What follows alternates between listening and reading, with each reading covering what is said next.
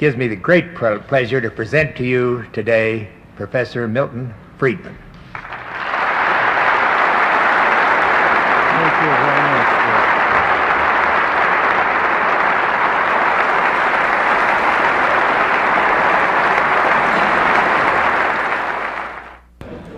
I want to talk today about the contrast between myths that are widely believed by the public at large and what I regard as a reality which typically contradicts those myths.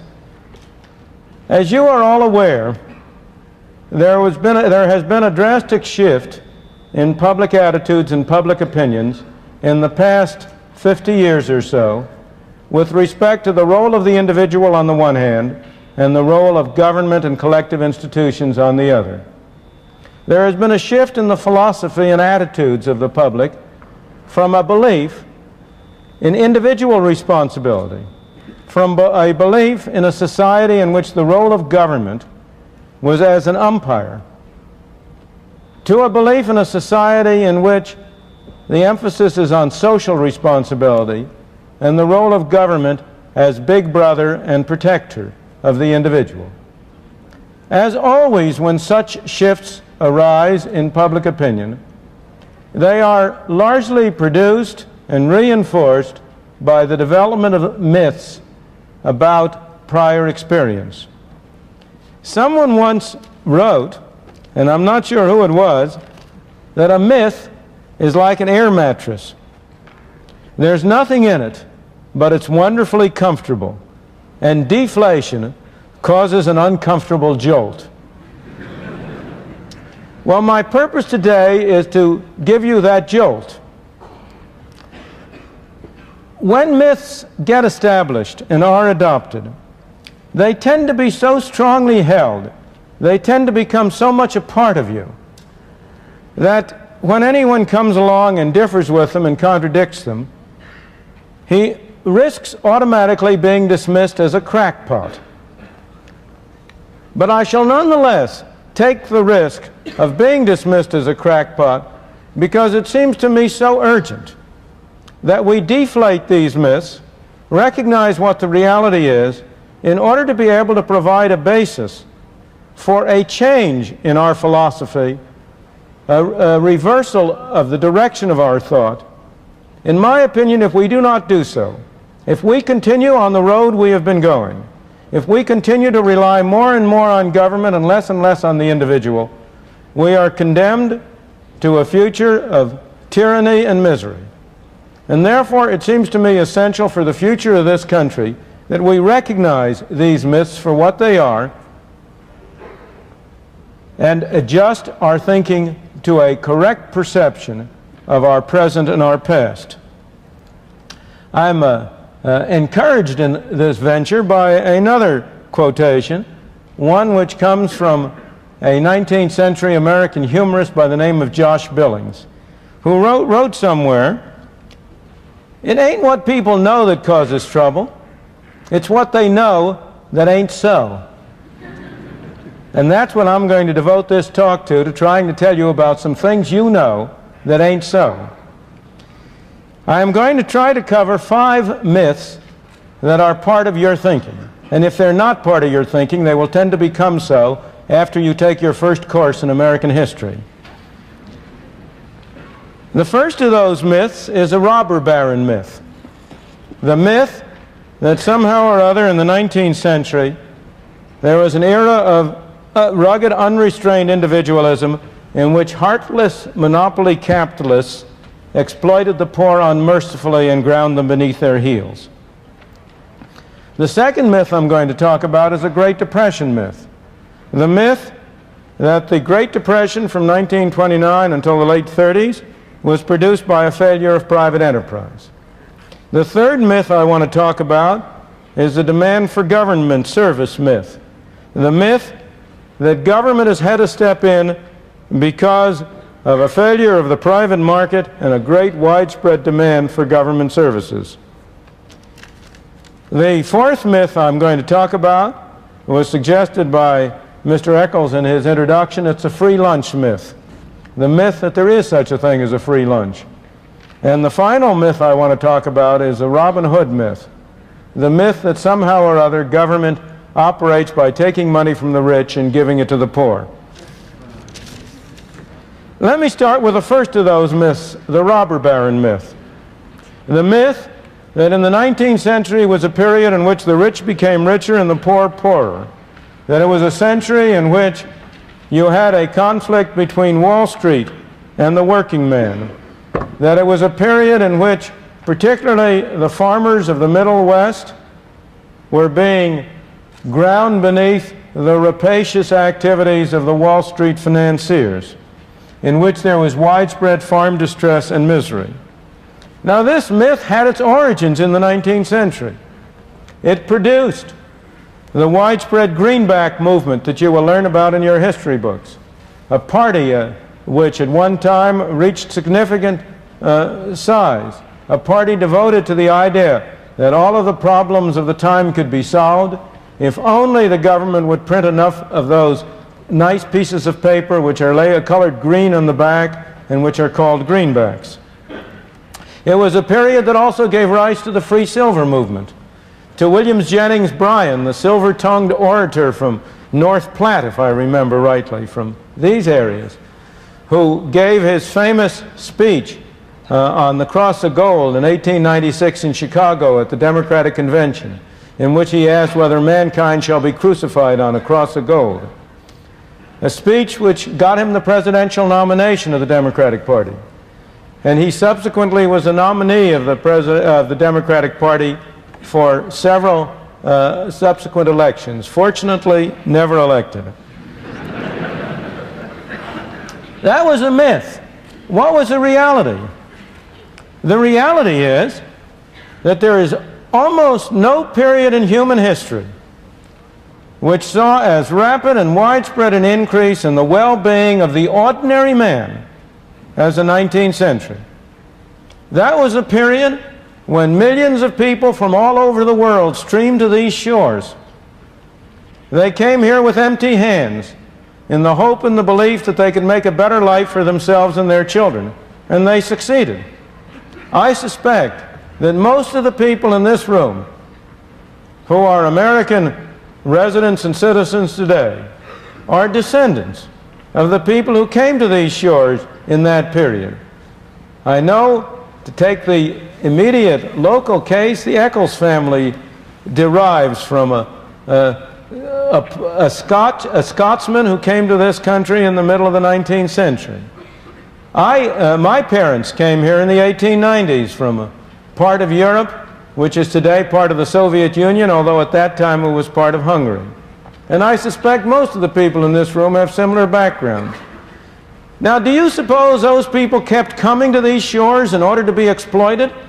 Do you think they came here to be ground under the heels of rapacious monopoly capitalists? Not a bit of it.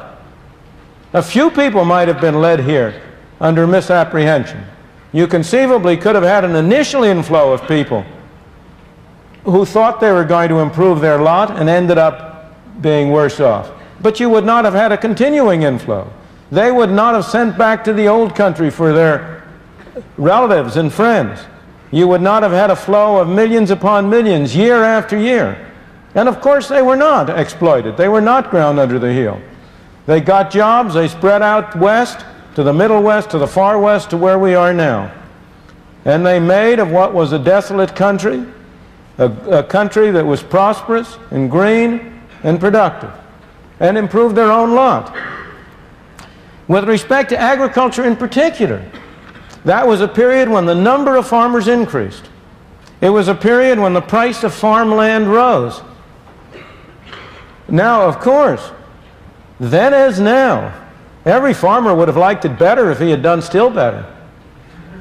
What happened then, of course, was that the spread of farms, increasing productivity, the development of machinery, the bringing under the plow of productive land led to a great increase in production, which led to a decline in the prices of farm products.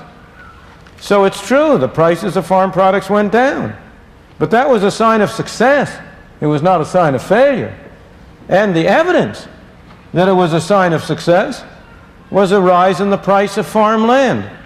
After all, if this decline in the price of products had been a sign of failure, if it had been an indication that the farmer was being ground under the heel of Wall Street, why would people have been willing to pay higher and higher prices for the land from which those crops were produced?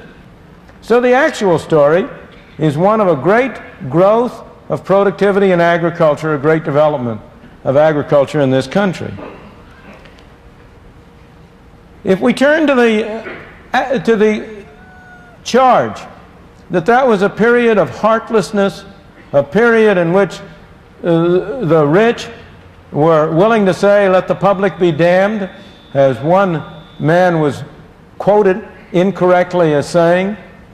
If we turn to that charge, let me call to your attention that the 19th century, the period when we came the closest we've ever come to pure unrestrained individualism, a period when government spending, the spending of the federal government in Washington, amounted to less than 3% of the national income, when essentially you had no restrictions on immigration and few restrictions on economic activity. Let me point out that that was also the period of the greatest flowering of charitable activity in the United States. That was a period when you had the establishment of so many independent private schools and colleges around the country. It was a period when the private, non-profit, eleemosynary hospitals grew and sprouted in every city in the land. It was a period of the Carnegie Libraries. It was a period of the founding of the Society for the Prevention of Cruelty to Animals. You name it, and you will find that the charitable, eleemosynary activities date back to the period of the 19th century. So the robber baron myth is a myth, one that should be deflated. It gets its appeal from a common fallacy, from the fallacy that one man's gain must be another man's loss. Of course it is true that many men became wealthy during that period. There were robber barons. There always are robber barons. People are people. Some are good, some are bad, some are in between. And of course, some people did try to mistreat other people. That is part of the course of history, unfortunately. But the main part of the story is that the process whereby some people became wealthy was also the process which opened up the country and provided opportunities for millions of other people to have a modest competence, to be able to improve their own lot.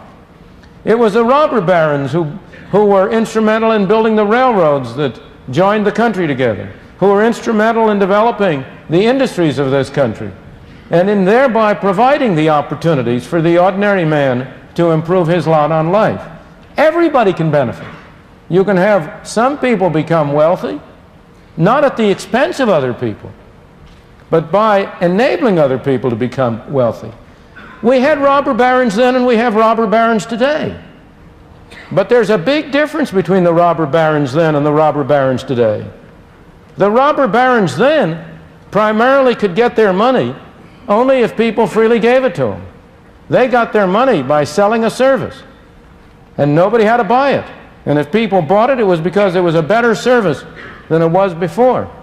The robber barons today are in large part able to get their money by sending a policeman to take the money out of your pocket. Now that's a figurative expression, not a literal expression. But how do you become wealthy today? By getting government assistance.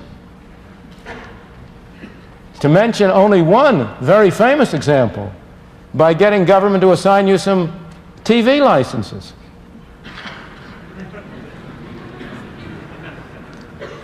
Or by getting any one of a large variety of other sources of government support. If you look at where modern wealth comes from, it almost always comes from political influence, which enables you to get benefits at the expense of the public at large. Now that is a zero-sum game. When the money is transferred from some to others through force and coercion and the taxpayer, then it need not be that the one man's benefit is also the other man's benefit. Then it can and often is that both parties that the party who gains at the expense of the party who pays. So robber barons will always be with us. The crucial question is whether we have a form of economic organization in which one robber baron keeps the other robber baron in check, or whether we have a form of economic and political organization in which one robber baron can help the other robber baron at the expense of the public. I want to turn to the second of these myths, the Great Depression myth.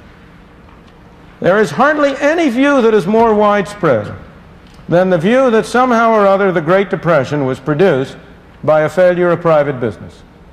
That view is held not only by those who are in favor of greater role of government, it is held by almost everybody.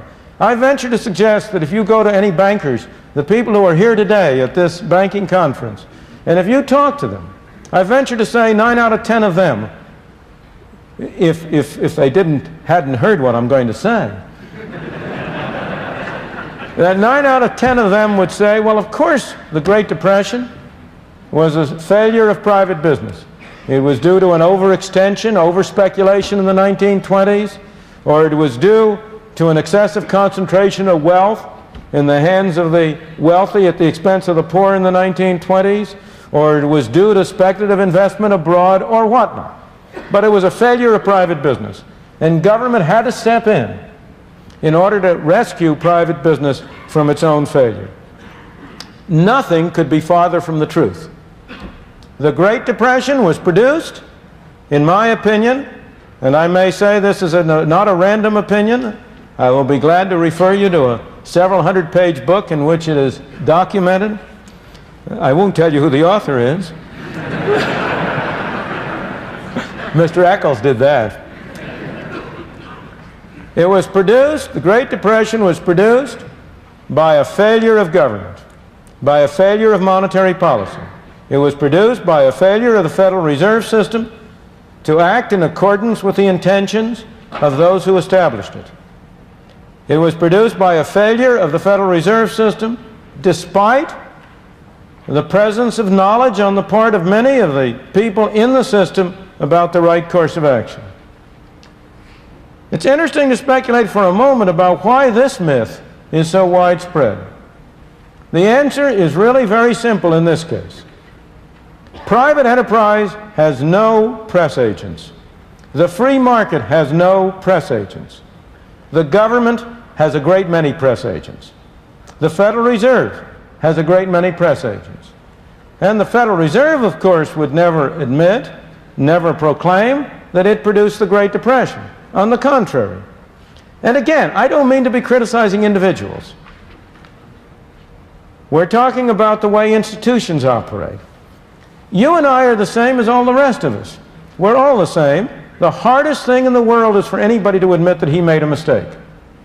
If any one of us makes a mistake, we can always find somebody else to blame. And if you read, as I have for my sins had to read, the annual reports of the Federal Reserve System over a 50-year period,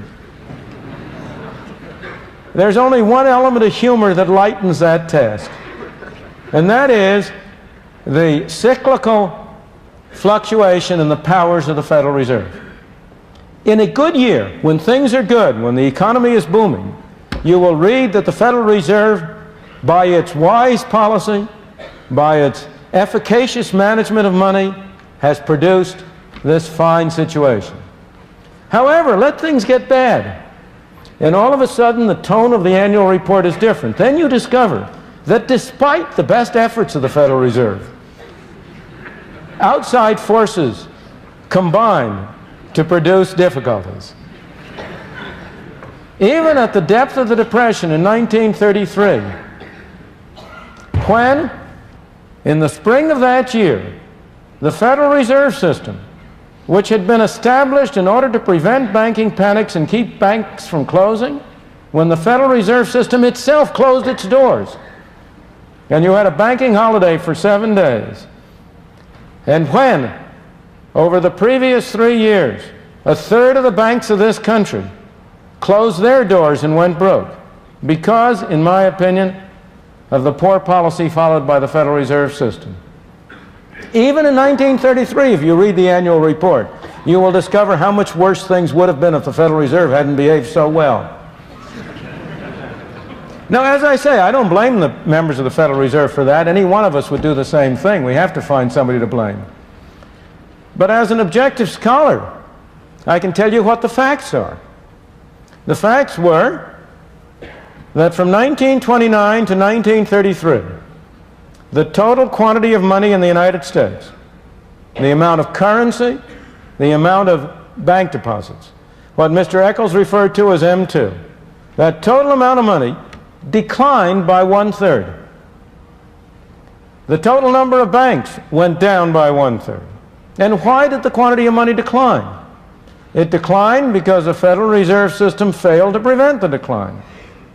The Federal Reserve System could have prevented the decline at all times. There never was a moment during that period when the Federal Reserve did not have the power to prevent the decline in the quantity of money. If it had prevented the decline in the quantity of money, you might still have had a recession, but it would have been a garden variety recession. It would have been over in the middle of 1930 or early in 31 at the latest. It would not have been the major catastrophe, not only for this country but throughout the rest of the world. Moreover, this is not only hindsight. At all times, the people at the Federal Reserve Bank of New York and at a number of other banks were pleading with the Federal Reserve Board in Washington to do the right thing. At all times, there were people in Congress who were arguing that the Federal Reserve System should take a different course. At all times, there were outside commentators. One of the Canadian banks was particularly prescient, but there were other commentators who were pointing out the disastrous effects on the American economy of the restrictive policies that the Federal Reserve System was following, and which was permitting and facilitating a whole series of bank runs. So the Great Depression was not produced by a failure of business. On the contrary, it was produced by a failure of government, and a failure of government in an area in which responsibility had been assigned to government since the founding of this country. The Constitution of the United States. It gives Congress the power to coin money and set the value thereof. And it was in the management of this fundamental function of government that government failed and produced the Great Depression. We have learned from that failure. The Federal Reserve will not fail in the same way again. This time it will fail in a different way. This time it has been failing, not by producing a Great Depression, but by producing an inflation. Because just as you will hear the story that it was business that was responsible for the Depression, so you will today hear the story that it is labor and management that are responsible for inflation. It is the same kind of a myth. Inflation is made in one place and one place only, Washington, D.C.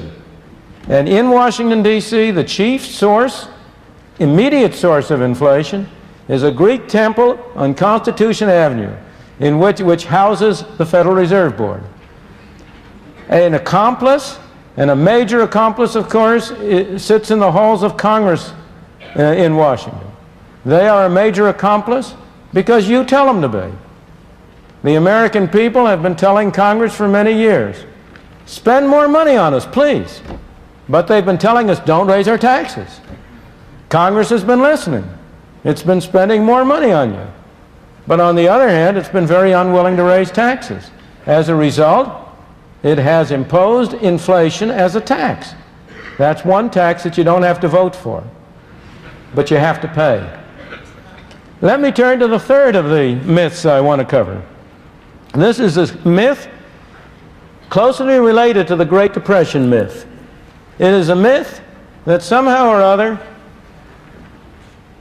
the private market has failed to provide certain important services, and the government has had to step in response to an overwhelming public demand in order to provide those services. The reality is very different. The reality is that if you look at every program that the government has adopted in the direction of extending its scope, it took an enormous propaganda campaign by special propaganda groups to get those measures passed. There was no underlying public demand for those measures. On the contrary, the demand had to be created. It had to be developed. It had to be produced. And it was created, it was developed, it was produced by people who sincerely, I'm not questioning their sincerity, who sincerely wanted to see an expansion in the scope of government. Let me take some of the most prominent examples. Let me take the example which today is the greatest sacred cow of them all, Social Security. Was there an overwhelming demand for Social Security in the 1930s when the law was adopted? Far from it. There was no public demand for it. It had to be sold. How was it sold? By the slickest devices of Madison Avenue, by imaginative packaging and deceptive labeling. Social Security was sold as an insurance scheme. It is not an insurance scheme. There is very little relationship to the amount of money any one individual pays and the amount of money he is entitled to receive. Social Security is a combination of a bad tax system with a bad way of distributing welfare. It's got two components, and I have never known anybody, whatever his political or other persuasion, who would defend either component separately. If you look at the tax system, who can defend a wage tax? A tax on wages up to a maximum. A tax on work, a tax which discourages employers from hiring people and discourages people from going to work. And a tax which is borne by the lowest wage groups. It's a regressive tax. You could never, in a millions of Sundays, you could never have gotten such a tax passed as a tax. Look at the benefit arrangements. Here you have an arrangement under which the amount of money a person receives does not depend on his poverty or his indigence. It depends on the accident of what industry he worked in. If he happened to work in a covered industry, he gets a benefit. If he happens to work in a non-covered industry, he doesn't. If he has only worked a certain number of quarters and not more, no matter how indigent he is, he doesn't get anything. If he's 65 and he decides to continue to work, earning more than a modest amount per year, not only doesn't he get a benefit, but to add insult to injury, he has to pay taxes on the wages he is receiving in order to finance the benefit he is not receiving.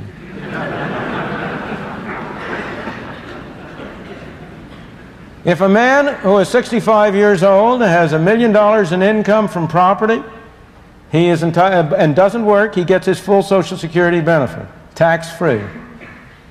If the same man goes to work and earns $20,000 a year, he is in the position I just described. He doesn't get any benefit.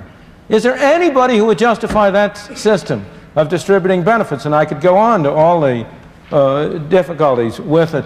I've only touched the surface. Note the misleading language. The Social Security system consistently refers to the taxes you pay as a contribution. Now tell me, do you regard taxes as contributions? The word contribution denotes voluntary arrangements. If you buy an insurance program, you are contributing freely. If you contribute to the United Way freely, you're contributing freely. But if you pay taxes on your wages as a condition of being employed, that's a tax, it's not a contribution. Again, it always refers to the payments people get as benefits. They are not benefits, they're subsidies. What you have is a system of subsidizing people on the one hand and of taxing it. What about the claim that it's insurance, that there's a relationship between the two? Well, there is a minor relationship. It is true that on the whole, those people who pay more will receive more, other things the same. But every student of the subject has pointed out that the relationship is very small, that most payments are independent of most receipts. Moreover, what you really have is not a system under which people are providing for their own security, as a Social Security system will say it, as they describe it, In their pamphlets, they describe it as a way in which 90% of American workers are providing for their own future. That's nonsense. What people today are doing is paying taxes today to pay the subsidies to the people who are receiving benefits today. What you have is a system of taxing the young at any point in time to subsidize the old. Now, there may be nothing wrong with that. For the moment, I'm not discussing that issue. I'm discussing whether Social Security was a response to a broad-scale public demand or whether it had to be sold to the people by the worst devices of Madison Avenue. And the answer is it clearly was the latter. What you have is a system under which people today are being taxed to pay benefits today to the people who are receiving them. So far, those people who have been receiving payments have received much more than the actuarial value of what they paid. That's because you've had a growing working force, you've had higher wages being paid, wage rates have gone up the wage tax has gone up very sharply. But the number of recipients is growing relative to the number of people paying. And that's why Social Security is currently in so much financial trouble. That's why the so-called reserve, which is not a reserve at all, the so-called reserve has been getting smaller and smaller. And that's why you have all the agitation for Congress to do something to make Social Security again financially responsible. Again, for the moment, I'm not discussing whether Social Security or the separate parts are good or bad, but only whether it can be regarded as a program adopted in response to a great public demand. Let me take another more recent movement. Consider the imposition on you and me and on our automobiles of all sorts of safety equipment, so-called safety equipment. Nothing to prevent us individually from buying it, but now we are required to buy it by government. Why? Was there a great public demand? Not at all. There was a man named Ralph Nader. Now maybe he arose in response to a public demand, but if so, it was a public demand for entertainment, not for safety. But Ralph Nader launched a major propaganda campaign. And as a result of this propaganda campaign, as a result of a great selling effort, also characterized by misrepresentation. Also, as you know, his original weapon was a book, Unsafe at Any Price, which damned the Corvair as being an unsafe and a knowingly unsafe car. Later studies have demonstrated that his claim was not justified. But that did not prevent it from having its effect. It did not prevent it from adopting it. But the extent to which this did not result from a great public clamor can be shown by what has happened whenever the agency that was established to administer auto safety regulations has overstepped its bounds. You will recall that a few years ago, it tried to impose the requirement of an interlock, that no car could be started unless the seat belts were fastened. And that produced such a great public outcry that Congress stepped in and it had to be rescinded. You are now having a similar kind of a controversy about the airbag. Or again, let me take a very different example, one which has not yet emerged, fortunately, the drive for national health insurance. Is there a widespread drive for national health insurance? Not so you can notice it. Indeed, the proponents of it have been trying to get it passed year after year, and so far they haven't gotten it passed.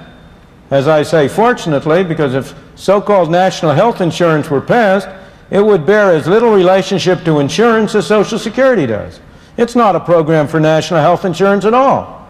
It's a program for socialized medicine. It's a program for making physicians government employees. It's a program for creating long waiting lines and inferior medical service. But that isn't the way it's labeled. But the pressure for it is having to be created and built up by propaganda. Or again, let me take another modern version. Has the FDA's ban on saccharin been in response to a great public outcry for it? Let me turn to the fourth of my myths, the free lunch myth. The belief that somehow or other government can spend money at nobody's expense. I don't know how many of you have ever heard of a wonderful description of government that was made by a French economist by the name of Frédéric Bastiat about 150 years ago. He said, "Government is that fiction whereby everybody believes that he can live at the expense of everybody else." And that is the free lunch myth. The myth that somehow or other government can provide goods and services, can spend money at nobody's expense. Now, the particular form which that myth takes is very specific. It has two parts. One part is a belief that somehow or other you can tax business without consumers or workers or individuals paying for it. Somehow business is a big source, a big cornucopia out there that can be taxed at no cost. And the other form the myth takes is that you can create money at no cost. That if you turn the printing press, if you produce those greenbacks, that will enable people to become richer with nobody becoming poorer. Well, let me look at first problem. Can you tax business? What's business? There's no business to be taxed. There are people. Only people can pay taxes. Can I tax this floor? Can I tax the building? The building can't pay taxes. Only people can pay taxes. So when you talk about a tax on business, it has to be paid by somebody. Either it's paid by the stockholder, or it's paid by the customer, or it's paid by the worker. There's no other way it can come from. There's no Santa Claus, no tooth fairy that's going to provide a source by which the government can spend money that doesn't come from somebody. Somebody has to pay. And yet, over and over again, you hear the claim, oh, we must not increase taxes on individuals, we'll increase taxes on business. In connection with the current discussion of Social Security, this fiction arises. There is a fiction that the Social Security tax is half on the individual and half on the employer. That the individual only pays 5.75%, the employer pays an equal amount. That's nonsense. That's bookkeeping. That's not economics. That's not reality. The part that the employer pays is part of his wage cost. If an employer considers whether it's worth his while to hire an additional worker, he has to consider as part of his cost not only what he pays to the worker, but also the extra taxes he will have to pay to the government. It makes no difference to the employer at all if he pays the worker a bigger check and the worker pays a larger part of that directly to the government, or he pays the worker a smaller check, but in addition has to send a check to Washington. What matters to him is the total number of dollars it costs him to hire an additional person. So the fact is, the logic is, the reason is, that the so-called tax on the employer is paid by the employee. Now, this has always been clear from economic reasoning, general economic reasoning, but it has also been subjected to empirical test. And a book, even from that temple of belief in greater and bigger government, the Brookings Institution in Washington, published a couple of years ago, demonstrated empirically that the tax on the employer was really paid by the employee, that it was shifted to the employee, and it can't be any other way, as you will see if you think about it. So business doesn't pay that tax. And yet, despite this, you have the great move in Congress right now in remedying the problem of Social Security to impose a larger fraction of the tax on business on the alleged grounds that somehow or other that spares the worker. It doesn't have any such effect. It reduces the incentive to hire people and thus is imposed on the worker. But again, if you look at the taxing corporate profits, the distinction you have to draw is between who writes the check and who fundamentally bears the cost. It may well be that an official of a corporation writes the check for the tax on profits, so-called profits. He writes the check, but who pays it? He doesn't pay it. Here is a poor fellow who may be earning a modest competence. He may be writing a check for $10 million. That isn't coming out of his hide. Where's that $10 million coming from? It has to come from the proceeds of the goods and services which the enterprise sells. And that $10 million is $10 million less available either for cutting prices or for paying out dividends or for paying wages and salaries. The tax is borne by people. And for this reason, I must say, I have always myself been strongly in favor of eliminating altogether the tax on corporations. So it's open and above board that you are taxing people and that you do not conceal that fact by appearing to tax corporations. Well, again, with respect to money, can you print money at no cost? It's very cheap to turn out those pieces of paper. But does that get society something for nothing? Not at all. It's simply a different form of taxation. If you print money, people have more money to spend. If they spend more money on the same amount of goods, prices go up. And in effect, everybody is paying a tax through inflation. Once again, it's only a form of taxation.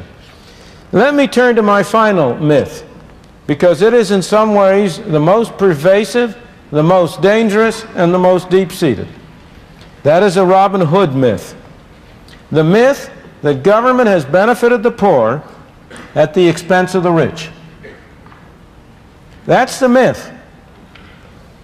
Those are the terms on which many a governmental program is sold.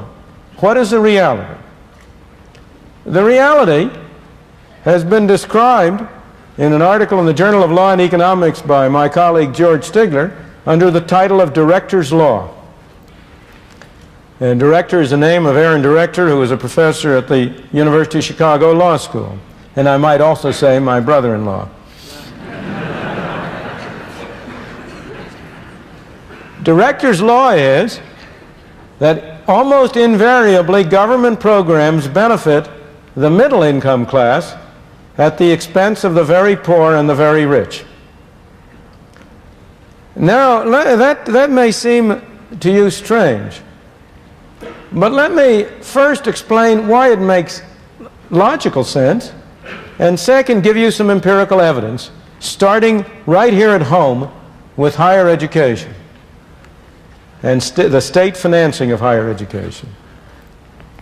On the logical level, you have a political system under which laws are passed by 51% of the people voting one way against 49% of the people.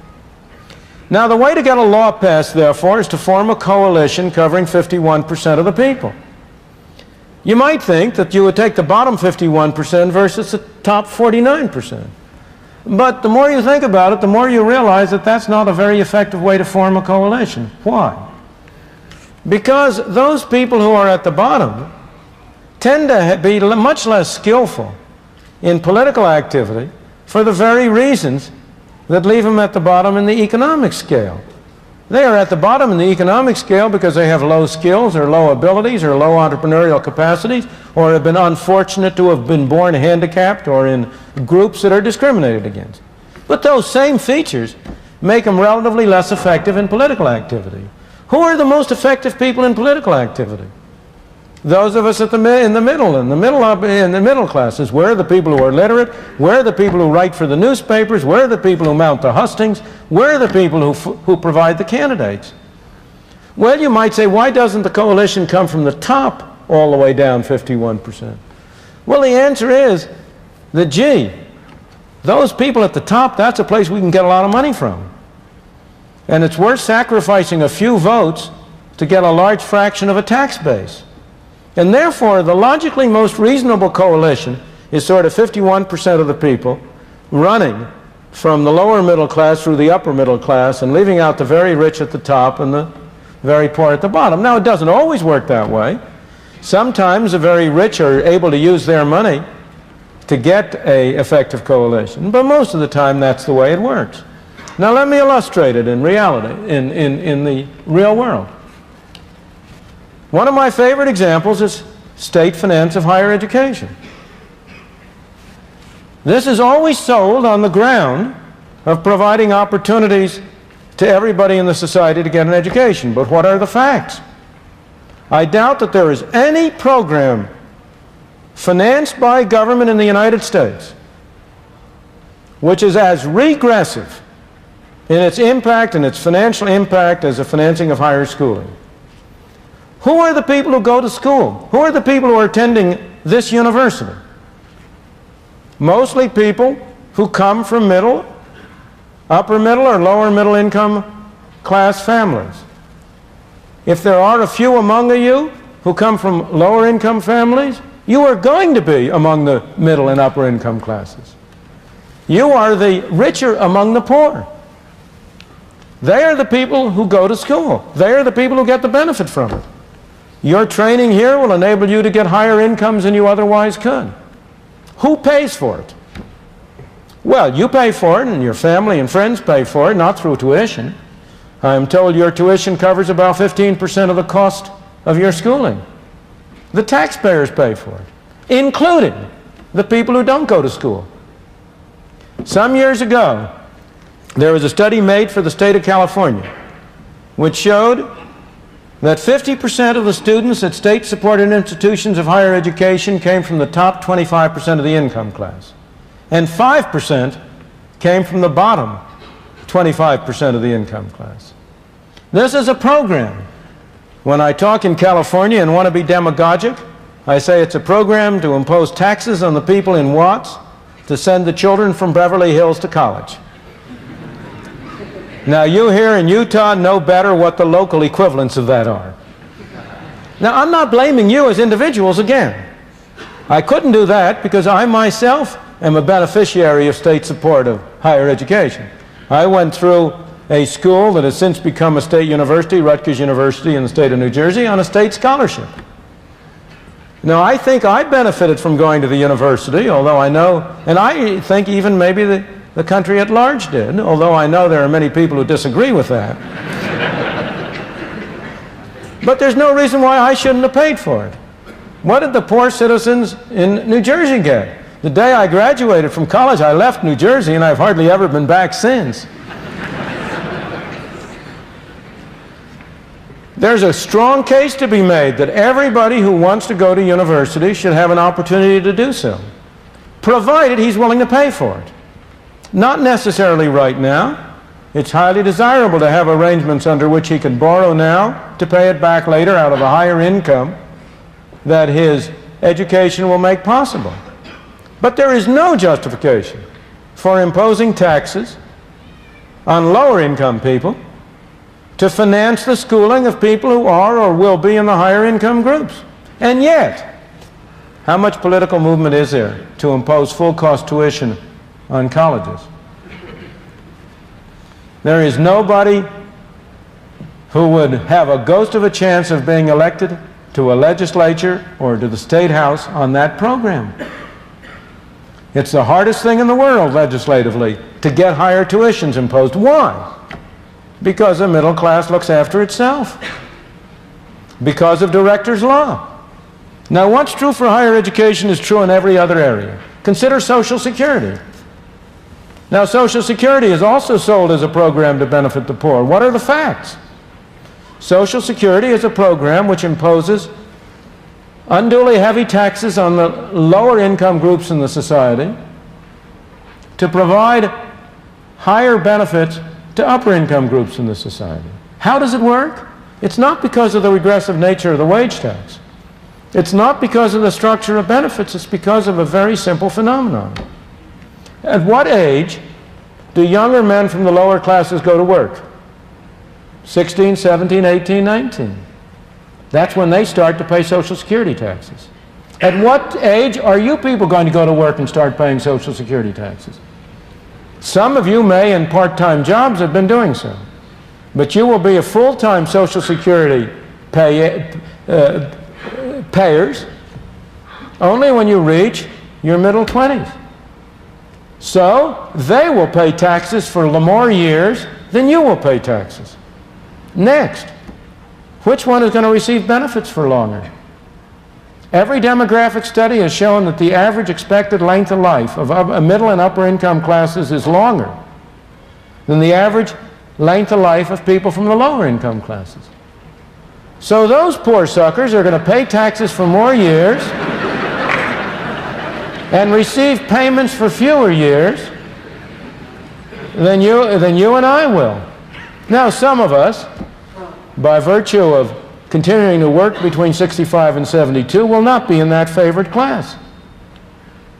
But already, the fraction of people who work between 65 and 72 has been cut to a small part of what it used to be because of the incentive offered by Social Security.